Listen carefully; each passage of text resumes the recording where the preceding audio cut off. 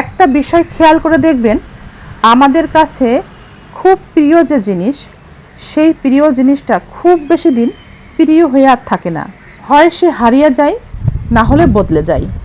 কিন্তু মনে রাখবেন, কর্মফল খুবই ভয়ানক জিনিস। মনে রাখবেন, আজ আপনি যা করছেন বা করবেন, ভবিষ্যতে তা একটা একটা করেই ফেরত পাবেন। কাউকে জানতেই দেওয়া উচিত না নিজের সফলতার গল্প, নিজের সফলতার পিছনের গল্প। মানুষ ভাববে আপনার ভবিষ্যৎ বলে কিছু নেই। তাছাড়া অনেকেই অন্যের ভালো সহ্যই করতে পারে না। অভ্যাস ভয়ানক একটা বিষয়, যা আপনি আপনার স্বভাব থেকে কখনোই বাদ দিতে পারবেন না। স্বভাব থেকে অভ্যাস বাদ দেওয়াটা সত্যিই কঠিন হবে।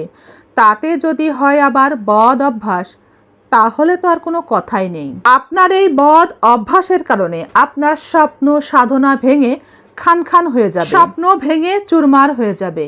আফসোস করবেন, নিরাশও হবেন। সত্য বলতে বলতে ধীরে ধীরে মিথ্যাকে পরিহার করা যায়, কিন্তু যে বদ অভ্যাস আপনাকে অপমানিত করেছে, সেই সম্মান ফিরিয়ে আনার কখনোই সম্ভব হবে না। মধ্যবিত্ত ঘরের বউ আমি, তাই সব কিছু ছাড়তে বাধ্য।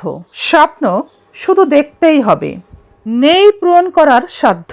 টাকার অহংকার, টাকার গরমে কত মানুষের টাকার কত দাপট দেখলাম, কিন্তু আজ পর্যন্ত কাউকে দেখলাম না মরার পরে জিন্দা ফিরে আসতে। সম্মান যদি করতে হয় গুণ দেখে করো, ধন সম্পদ দেখে নয়। বিশ্বাস যদি করতে হয় নিজের উপরে রাখো, অন্যের উপরে নয়।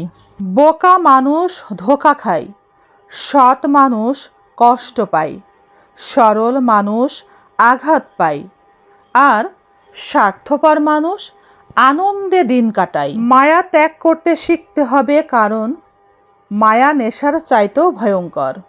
সম্পর্ক অনেকটা এক কাপ চায়ের মতো।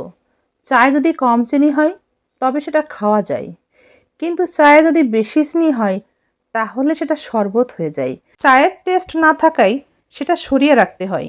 সম্পর্কের ক্ষেত্রেও তাই, যত বেশি ভালোবাসবেন তত বেশি দুঃখ পাবেন। আমরা জানি খালি হাতে এসেছিলাম, খালি হাতেই যাব, কিন্তু আমরা যারা কষ্টে আছি এই পৃথিবীতে, আমরা কি কেউ কখনো ভেবেছিলাম পৃথিবীতে এসে আমরা এত কষ্ট পাবো? আমরা ভাবিনি জীবনে এত কষ্ট পাবো। বন্ধু বলো, বান্ধবী বলো, কেউ আপন নয়। ক্ষণিকের এই পৃথিবীতে সবই অভিনয়।